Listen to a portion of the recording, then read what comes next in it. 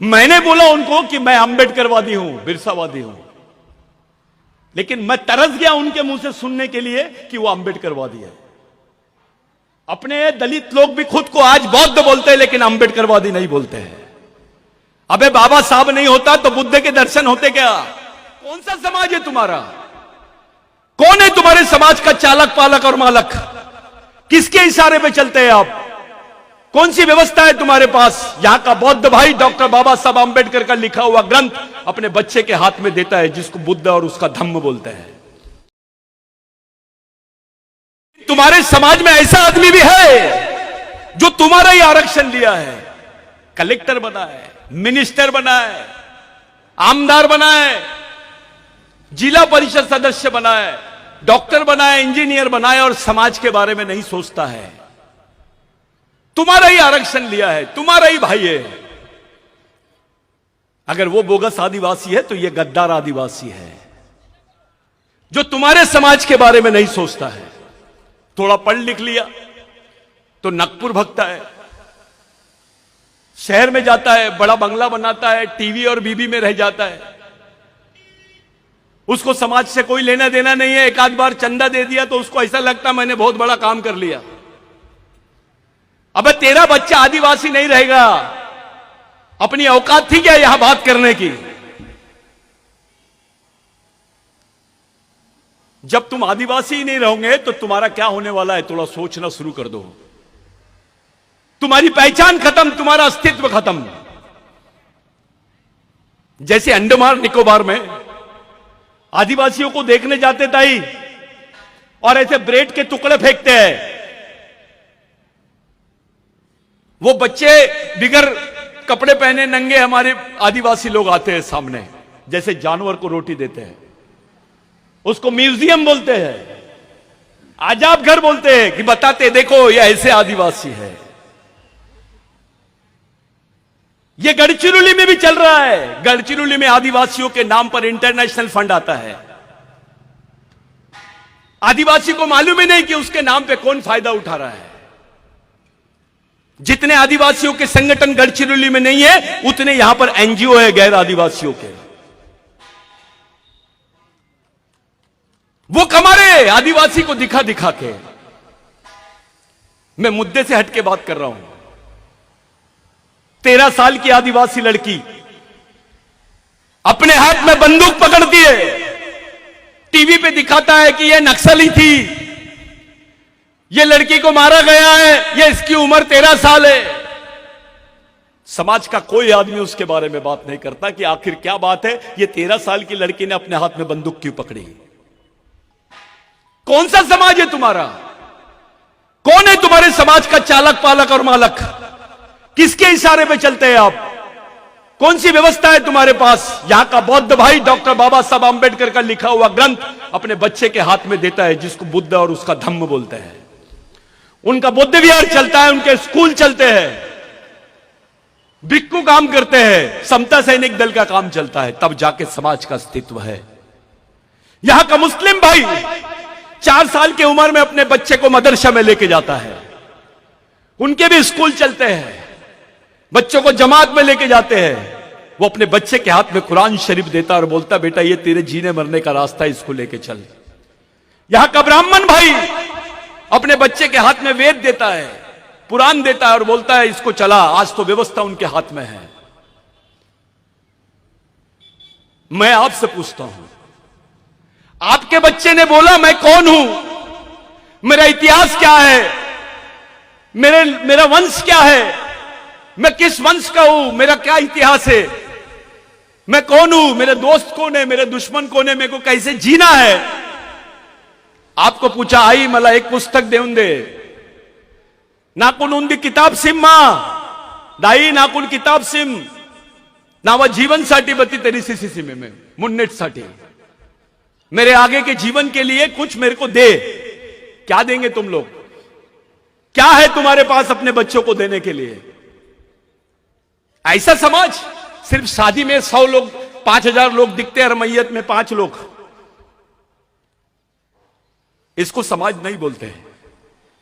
एक तरफ गोंड भाग रहा है, एक तरफ प्रधान भाग रहा है, एक तरफ माड़िया भाग रहा है। बे तेरा खून एक है, तेरा डीएनए एक है, तेरी संस्कृति एक है, तो समाज भी एक होना चाहिए। बाबूराव शर्माके ने बोला था, जो आदमी अपने भाई को भाई नहीं समझता, मैं उसको गांडू समझता हूं। वो नामर्द है जो अपने भाई को नहीं पहचान सकता, वो दुश्मन को कैसे पहचानेगा।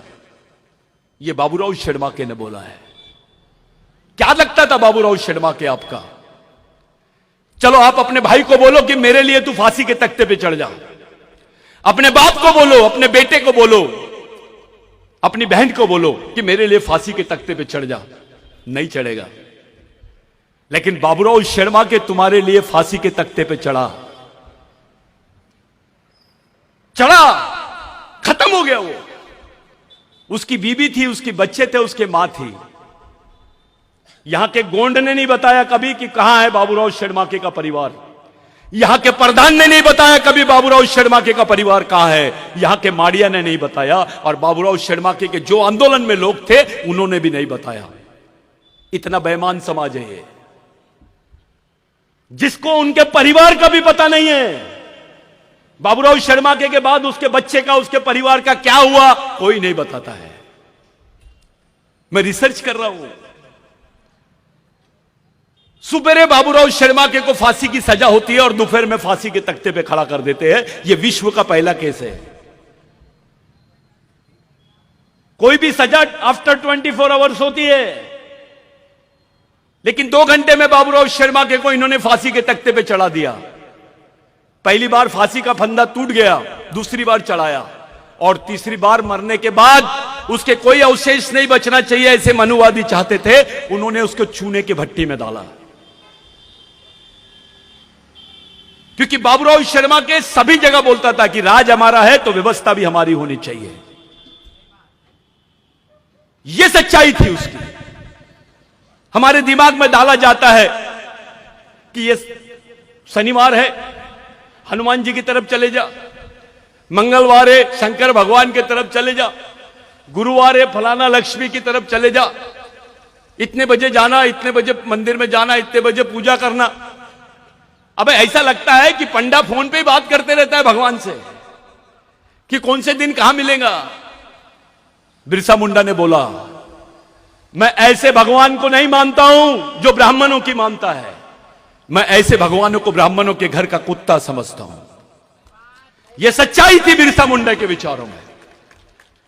अलग अलग भाग रहे हैं हम। मैं ये संगठन का अध्यक्ष हूं, मैं वो संगठन का सचिव हूं। अबे इधर आ, मैं तेरे को इंटरनेशनल अध्यक्ष बना देता, क्या कर लेगा? आप लोग बोल रहे थे सुरजागढ़ की बात। भाग्यश्री ताई ने मेरे कान में बोली एक बात, मेरे को बहुत अच्छा लगा।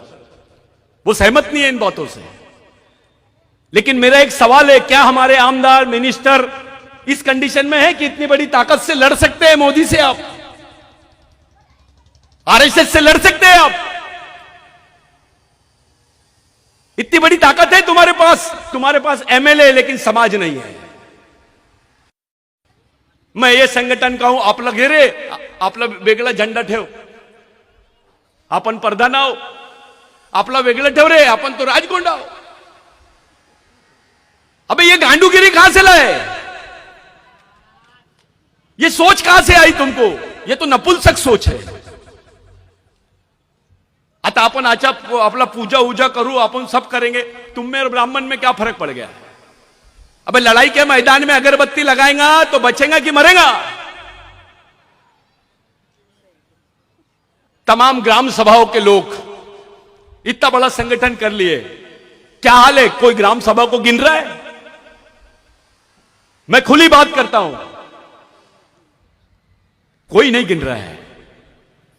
इस बेल्ट में जितने लोग कारगिल में नहीं मरे, उतने आदिवासी इस क्षेत्र में मरे हैं, चाहे वो पुलिस वाली हो या नक्सलवादी हो। इतनी बड़ी कीमत चुकाई है आदिवासियों ने। उनके हिस्से में क्या आया?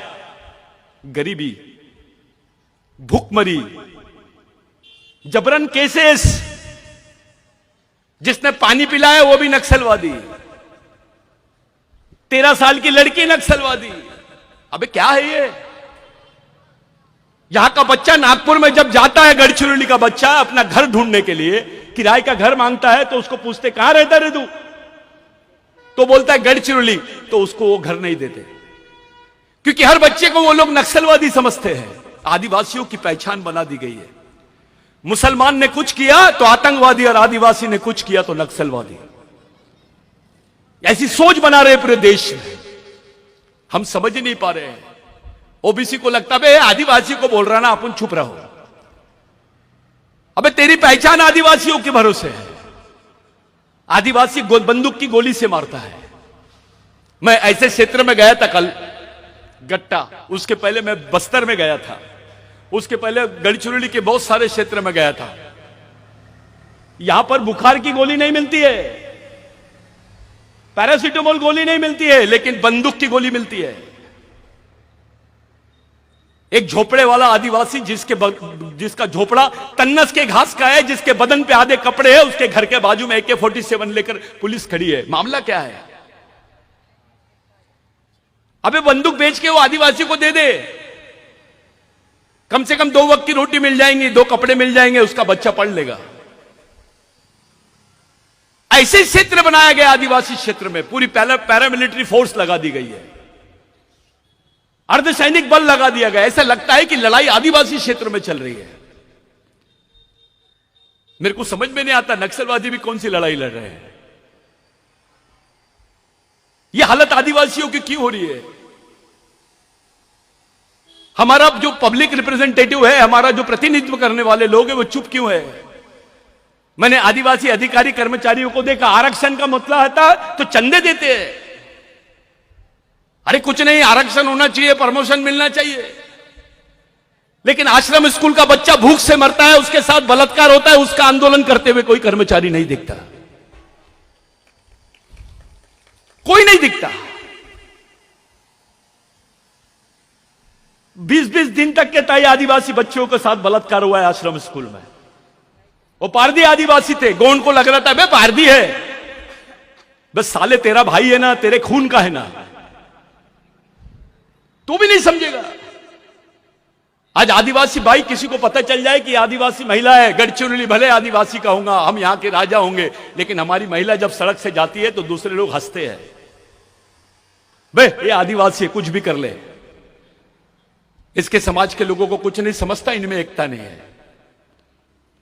उसका दूसरा मीनिंग यह होता है कि दूसरे लोग आदिवासियों को गांडू समझते हैं। क्या सम्मान है हमारा? क्या सम्मान है? कुछ नहीं है। और यह तो बहुत बड़ी कल्पना है, वो तो बाबा साहब की सोच का कल्पना है कि भाई आदिवासी, ST, SC, माइनॉरिटी के लोग मिलकर लड़ना चाहिए। यह तो बहुत अच्छी बात है। ऐसा होता है क्या? सोच ऐसी बन गई है कि दलितों का प्रश्न है ना तो वो देखते बैठेगा, आदिवासी का प्रश्न है ना वो देखते बैठेगा। अरे बाबा साहब को तो हमने भंडारा से इलेक्शन हरा दिए थे, यहीं के दलित थे, यहीं के आदिवासी थे, यहीं के ओबीसी थे, जो उसका दिया हुआ आरक्षण का उपभोग कर रहे हैं। आज जब जीते जी बाबा साहब को इलेक्शन हरवा दिए भंडारा से, वही डॉक्टर बाबा साहब आंबेडकर पहली बार पश्चिम बंगाल से लड़े। एक तरफ सुभाष चंद्र बोस का छोटा भाई लड़ रहा था इलेक्शन कांग्रेस से, और दूसरी तरफ शेड्यूल कास्ट फेडरेशन से डॉक्टर बाबा साहब आंबेडकर लड़ रहे थे। आदिवासियों ने कांग्रेस से बगावत किया और डॉक्टर बाबा साहब आंबेडकर को जिताया। जिस आदमी ने बाबा साहब को आखिरी वोट दिया उसका भी नाम बिरसा था। वो बिरसा मुंडा के विचारों के लोग थे जिन्होंने बाबा साहब को पहली बार जिताया। डॉक्टर बाबा साहब आंबेडकर संविधान सभा के अध्यक्ष बने और उनके हाथ में संविधान बनाने का मौका मिला। बिरसा मुंडा का आंदोलन नहीं होता तो यह मौका भी अपने को नहीं मिलता। जिसको महात्मा गांधी बोलते हैं, राष्ट्रपिता बोलते हैं आप, वो महात्मा गांधी को स्वतंत्रता का संदेश, उसकी प्रेरणा बिरसा मुंडा से मिली है। उन्होंने लोगों से पूछा ये कौन है, ऐसा ही बोर्ड लगा हुआ था, मैं हमेशा बताते रहता हूं, महामानव, क्रांति सूर्य, धरती आबा भगवान बिरसा मुंडा। गांधी जी ने पूछा कितने लोगों के नाम हैं, तो आदिवासी खड़े हुआ, एक ही आदमी का नाम है। तो बोले ये कितने साल जिया? सिर्फ 24 साल जिया। ये क्या चाहता था? मुड़गास मुड़गा मामास, उसका मतलब है मावा नाटे मावा राज, हमारे गांव में हमारा राज। गांधी जी ने बोला इसी आंदोलन की तो पूरे देश को जरूरत है। यहीं से गांधी जी ने टाई और कोट उतारा, लंगोटी पहना और भारत छोड़ो आंदोलन की तैयारी की। अगर गांधी जी, डॉक्टर बाबा साहब आंबेडकर, गांधी जी जैसे लोग बिरसा मुंडा से प्रेरणा लेते हैं, आप गांधी जी को राष्ट्रपिता बोलते हैं, बिरसा मुंडा तो इस देश का आजा होना चाहिए, लेकिन क्योंकि वो आदिवासी है उसमें कोई बात ही नहीं करता है, कोई बात नहीं करता है। अभी अपने आप को अंबेडकरी आंदोलन का भी एक अच्छा उदाहरण देता हूं दादा मैं। कुछ उच्च जाति के लोगों ने बौद्ध धर्म ले लिया और उनके साथ अपने लोग भी थे। मैं दिल्ली की कॉन्फ्रेंस में था, मैं नाम नहीं लेता हूं उनका, सब लोग जानते हैं उनको। वो आके खड़े हो गए, हम बौद्ध हैं। उस कॉन्फ्रेंस में बोल रहे थे, मैंने भी बोला मैं आदिवासी हूं। तो बोले आप वो नागपुर के कि गढ़चिरौली के हैं? तो मैंने बोला आप ऐसा क्यों पूछ रहे? बोले जो दाढ़ी आप लगते हो थोड़ा सा अलग दिखते हो, गढ़चिरौली वाले ही दिखते हो। तो मैंने बोला मैं गढ़चिरौली का हूं। मैंने बोला उनको कि मैं अंबेडकरवादी हूं, बिरसावादी हूं, लेकिन मैं तरस गया उनके मुंह से सुनने के लिए कि वो अंबेडकरवादी है। अपने दलित लोग भी खुद को आज बौद्ध बोलते हैं, लेकिन अंबेडकरवादी नहीं बोलते हैं। अबे बाबा साहब नहीं होता तो बुद्ध के दर्शन होते क्या?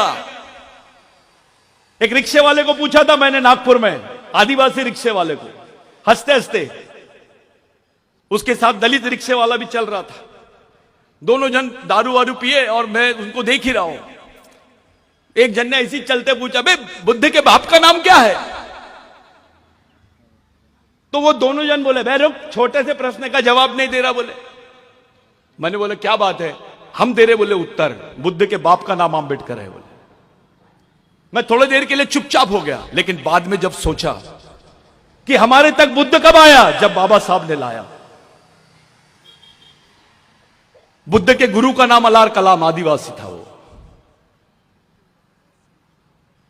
अलार कलाम बुद्ध का गुरु था, जिसने सांख्यिकी दर्शन का उसको पाठ पढ़ाया था।